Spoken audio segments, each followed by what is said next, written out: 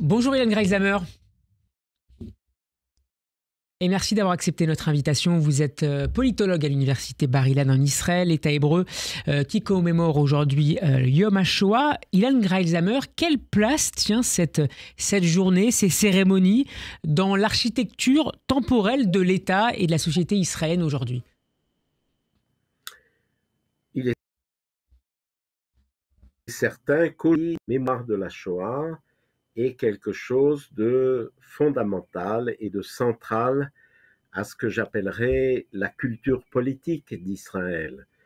C'est une référence immédiate. Ça n'a pas toujours été le cas, puisque dans les débuts de l'État d'Israël, l'attention n'était pas tellement portée à la souffrance et à la Shoah. Pour quelle raison, Ilan Greilsamer? Parce que les pères de l'État d'Israël pensaient qu'Israël était un pays juif nouveau et qu'il fallait beaucoup plus parler de l'héroïsme, par exemple, des combattants de la guerre d'indépendance que des souffrances de gens qui sont allés à l'abattoir comme des moutons, disons. Ce n'était pas quelque chose sur lequel il fallait insister, et d'ailleurs on sait que les rescapés de la Shoah arrivés en Israël ne racontaient en général pas leur histoire, et une des raisons pour lesquelles ils ne racontaient pas, c'est que parler de souffrance et de ce qui leur est dans le ton du pays. Ça a changé au début des années 60. Avec le procès Eichmann, c'est le tournant? Avec le procès Eichmann, c'est le tournant. C'est certainement le tournant. Tout à coup, le pays a compris, a su, les grands, les moins grands, et très rapidement, la Shoah est devenue centrale, et le Yom HaShoah, le jour de la Shoah qui a lieu aujourd'hui, est devenu quelque chose qui est la référence principale, je dirais, de tous les gens, en tout cas, et c'est devenu quelque chose de très important. C'est pour ça, d'ailleurs, que lorsque quelque chose se produit comme le 7 octobre 2023 et le massacre perpétré par le Hamas, la première référence de l'israélien moyen, c'est la suite de la Shoah, c'est la suite de ce que nous avons appris qui s'est passé pendant la Seconde Guerre mondiale. Comme si plutôt que parler de rupture qu'aurait entraîné le sionisme avec la condition juive en diaspora, finalement, les événements qui rythment la vie de l'État juif s'inscrivaient dans la continuité d'une longue histoire juive. Oui, mais là c'est assez spécifique, puisque le massacre du 7 octobre, c'est quand même, bon, même si le chiffre des morts n'est que 1200 ou 1300 juifs massacrés, c'est le plus grand massacre de juifs depuis la fin de la Seconde Guerre mondiale. Et donc, ce n'est pas comme d'autres États d'Israël. C'est vraiment quelque chose de très spécifique, de très spécial. C'est une tragédie monumentale, ce qui s'est passé le 7 octobre. Et donc, la référence de beaucoup d'Israéliens, c'est, c'est la suite de la Shoah. Je ne sais pas si ça conduit à replacer l'histoire d'Israël dans l'histoire juive. C'est peut-être un peu grand de dire ça, mais la référence de la Shoah est devenue tellement fondamentale en Israël que les États disaient que en référence à ce pilier, disons, de la culture politique israélienne. Est-ce que cet événement traumatique qu'a constitué le 7 octobre 2023 pourrait conduire à terme à modifier une partie de l'éthos sioniste et israélien, Ilan Greilsamer? Modifier une partie de l'éthos sioniste, non. Je ne crois pas que ce soit qu'il y ait eu un changement. C'est vrai qu'aujourd'hui, nous arrivons à un point où des choix devront être faits.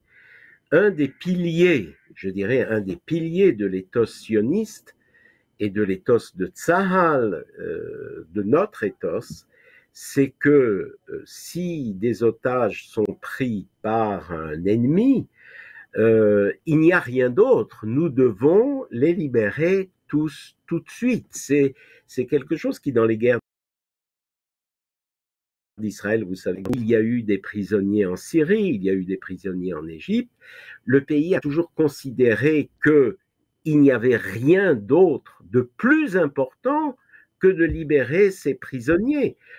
Or, il faut bien dire que certaines voix en Israël aujourd'hui disent oui, mais gagner la guerre, poursuivre la guerre, c'est plus important.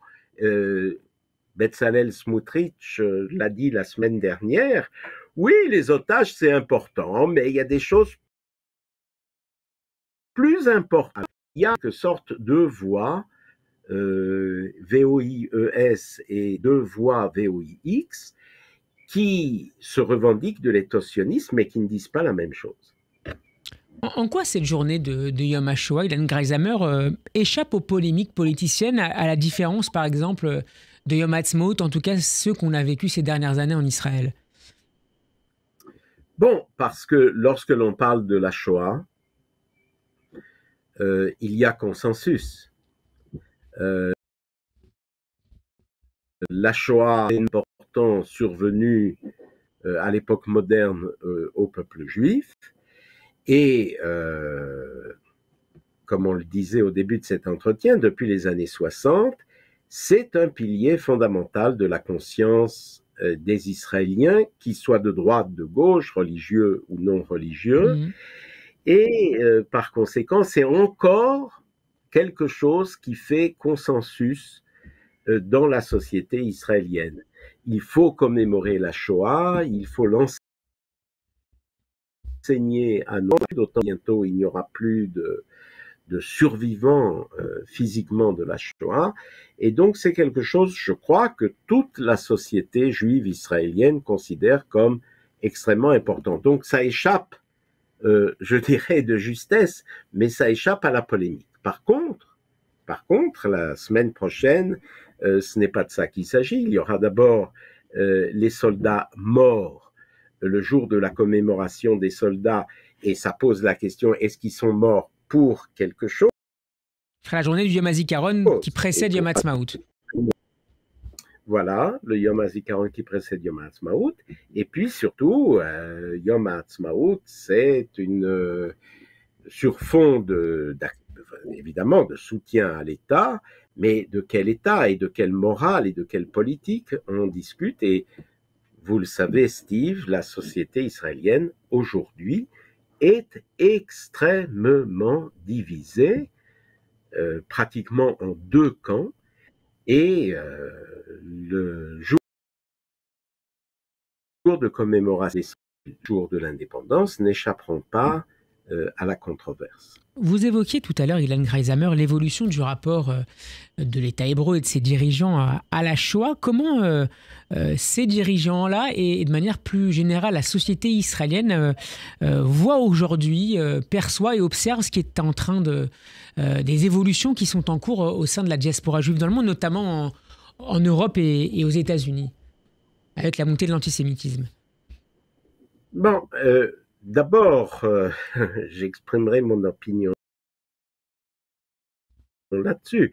Dans la diaspora, dans les pays de la diaspora, a toujours existé. Ce n'est pas qu'il y ait là un phénomène absolument nouveau et qu'il y ait en France, par exemple, tout à coup des antisémites alors qu'il n'y en a pas eu avant. Oui. Non. Il y a une explosion particulière d'antisémitisme actuellement en lien avec ce qui se passe ici, la guerre à Gaza. Bon, tout le monde le comprend, tout le monde le sait. Il y a beaucoup plus, je lisais ça, beaucoup d'antisémitisme qu'il n'y en avait en temps normal.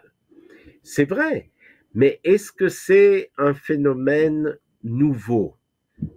Personnellement, je ne pense pas.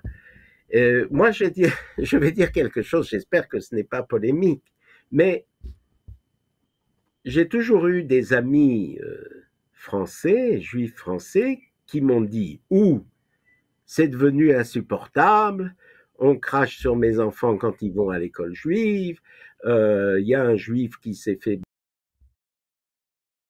battre en Israël. Bon, il y a des gens pour qui cette situation est insupportable d'explosion d'antisémitisme. Il y en a d'autres, et beaucoup d'amis parisiens, de mes amis à l'université notamment, des juifs de la Sorbonne et autres, qui disent, bon, c'est vrai, c'est gênant, c'est embêtant, mais l'antisémitisme existe dans tous les pays, existe dans les autres pays, et il faut vivre avec, et donc je reste ici, pratique mon métier, et je sais que ce n'est pas toujours très amusant.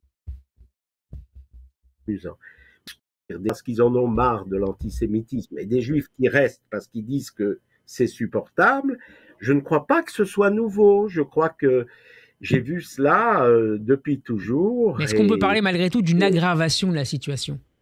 Oui, oui, il y a une aggravation de la situation, et en particulier, pour moi qui viens assez fréquemment à Paris, j'ai vu dans ma propre maison, Sciences Po, là où j'ai étudié, des scènes pro-palestiniennes et anti-israéliennes choquantes et détestables. Mais est-ce que c'est une rupture par rapport à ce qu'il y a eu avant? Je ne crois pas. Je crois que je me rappelle qu'il y avait lorsque j'étais enfant à Paris, j'ai eu des amis juifs qui se sont fait tabasser. Et, et je ne crois pas, je crois qu'il y a des différences de degrés, comme vous dites, ça s'est aggravé, mais dire que ce que nous voyons comme antisémitisme dans la rue est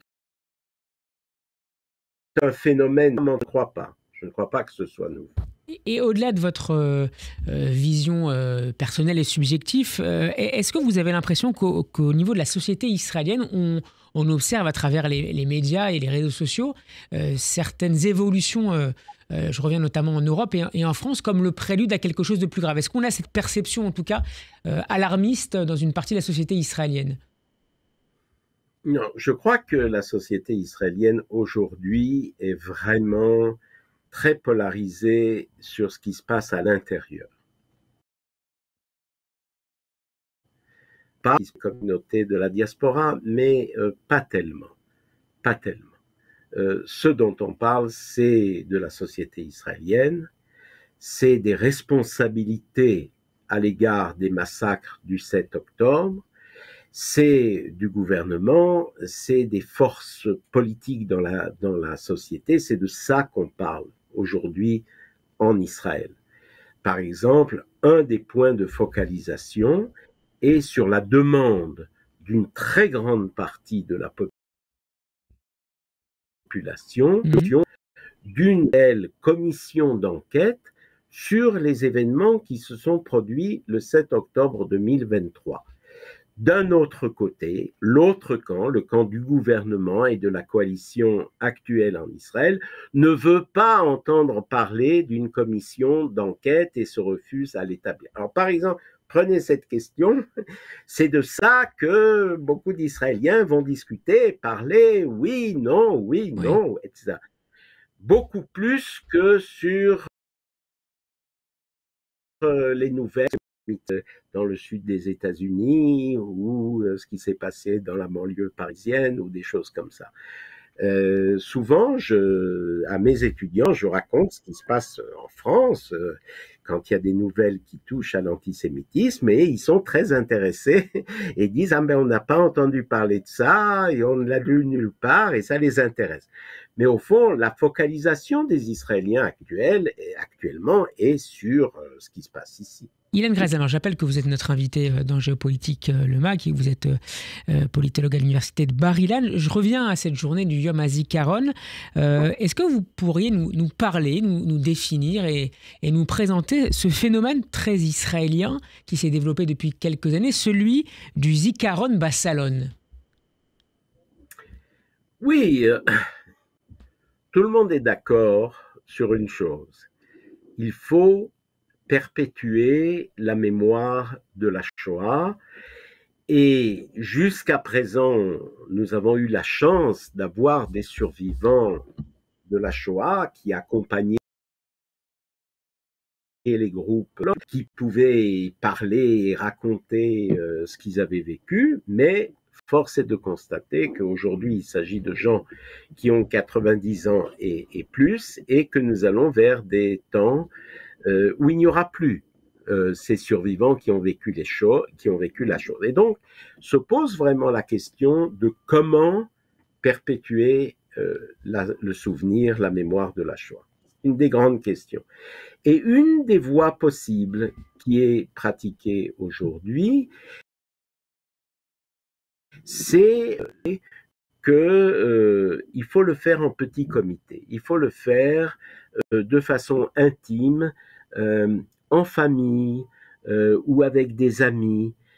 Ça permet un échange qui est sans doute beaucoup plus direct, qui permet de montrer des images, des photos, des choses de ce genre. Et Vous diriez donc c'est un phénomène très intéressant. Vous diriez, Ilan, que en termes d'efficacité de la transmission, l'échelle des microcosmes, du microcosme privé peut être plus efficient? Oui, oui, certainement.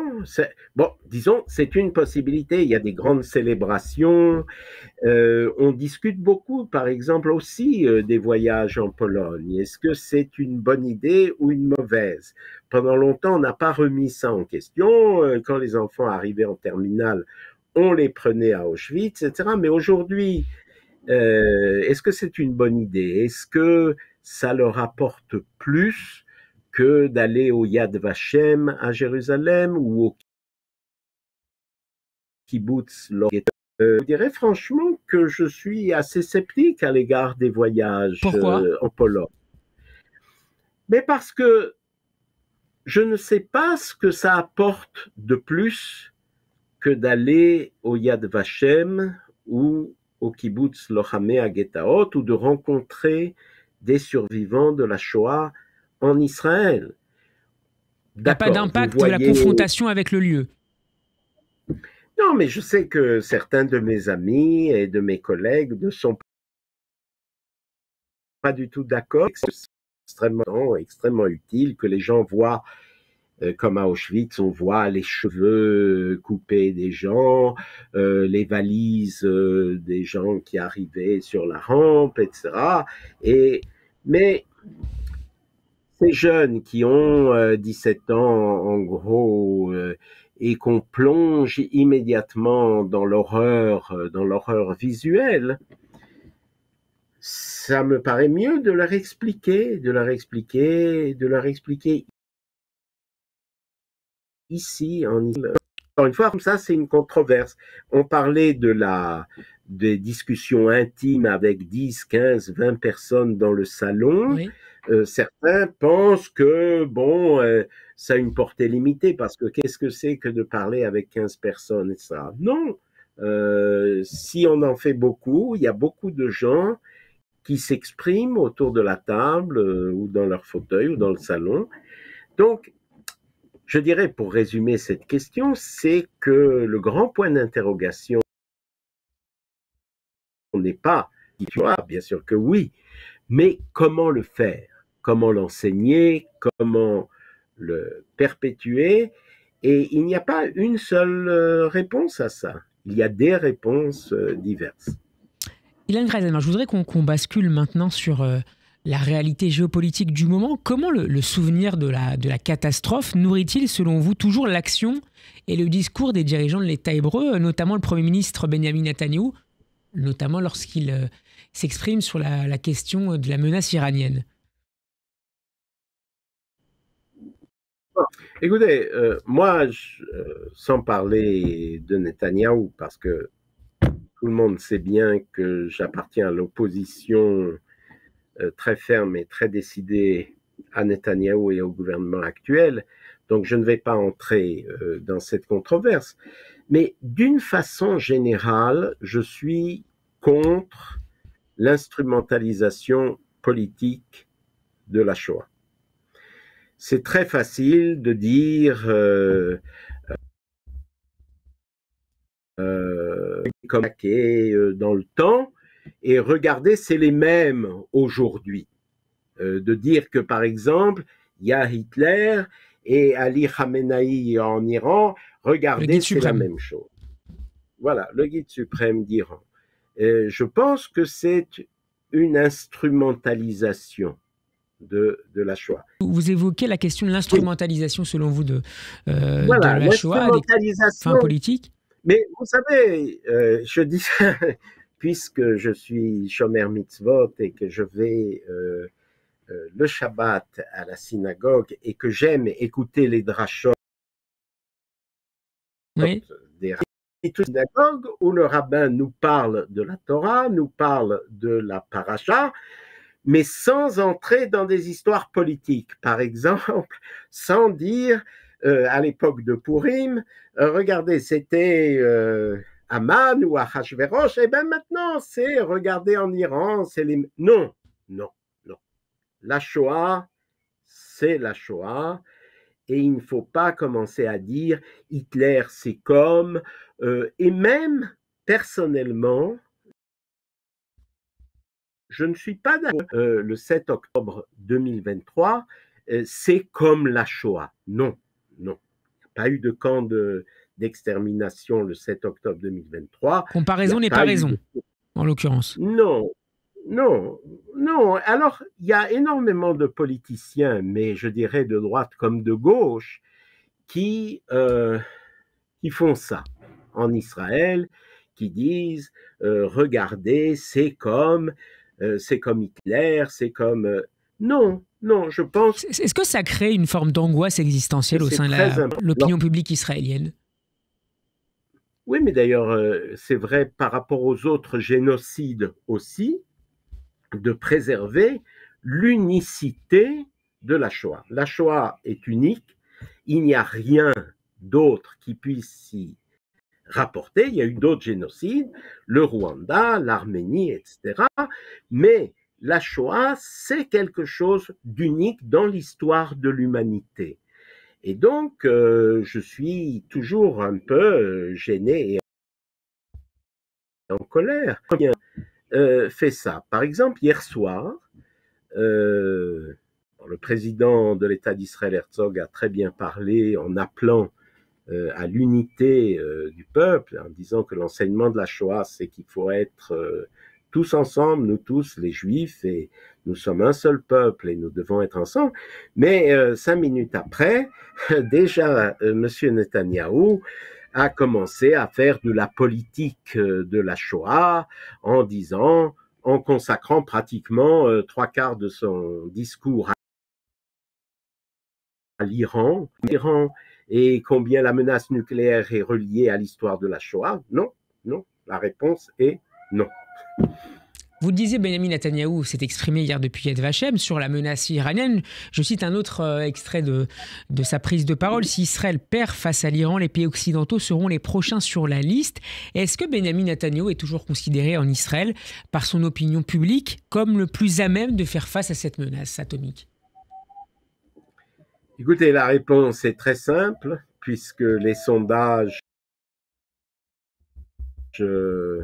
exactement l'état de l'opinion israélienne.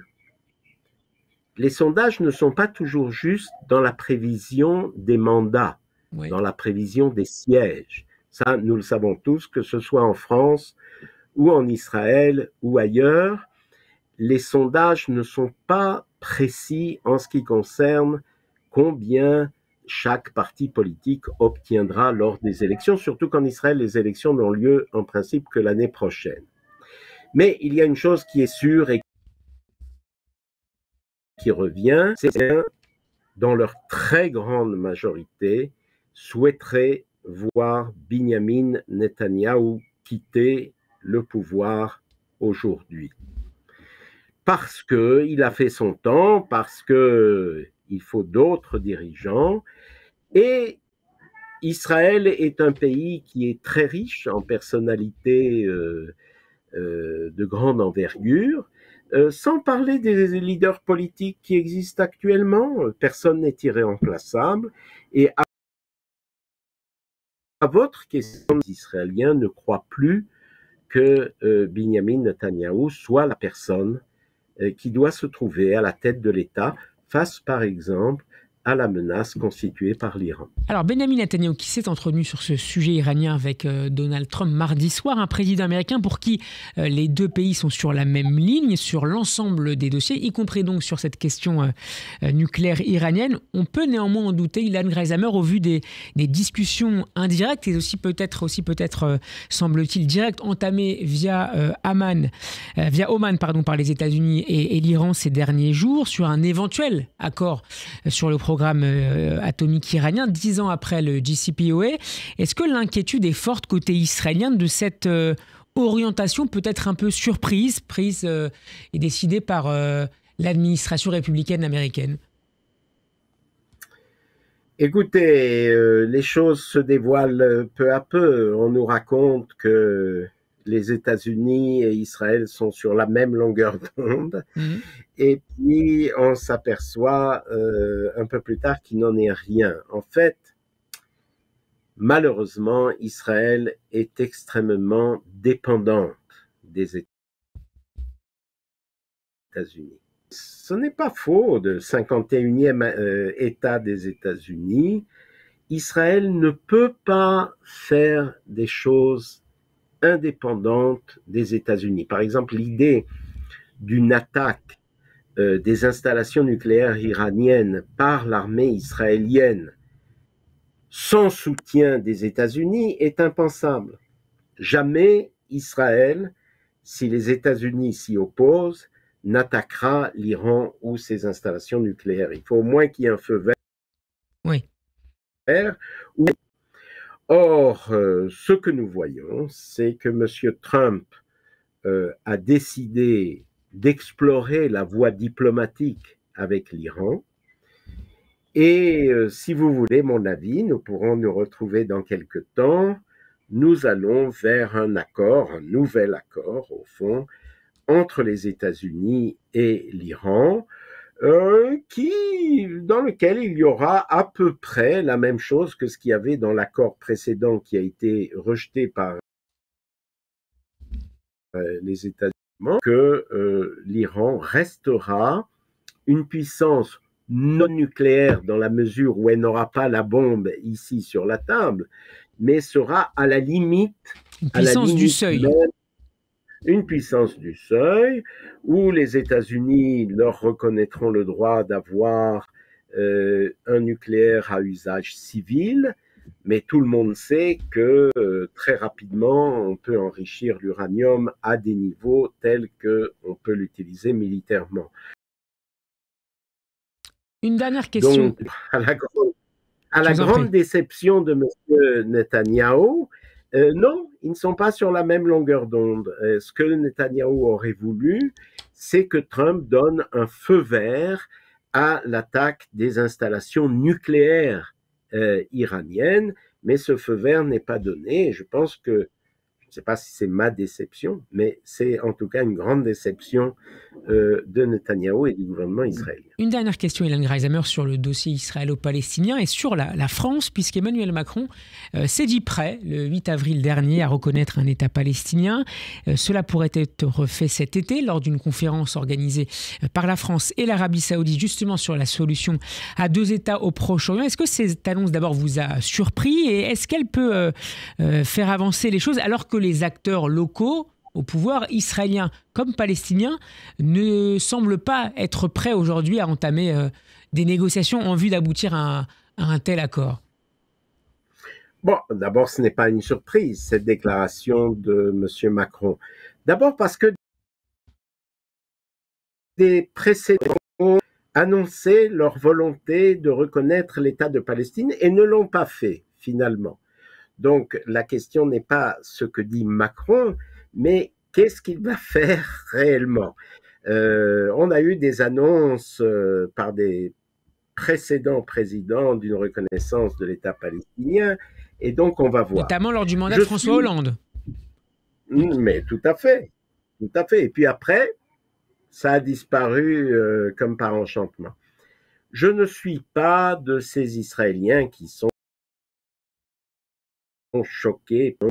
Peut-être que, de toute façon, l'État de Palestine n'existe pas. Alors, mais peut-être qu'une reconnaissance symbolique, quoi, puisqu'il ne s'agit de rien de concret, pourrait faire avancer la solution des deux États. C'est possible.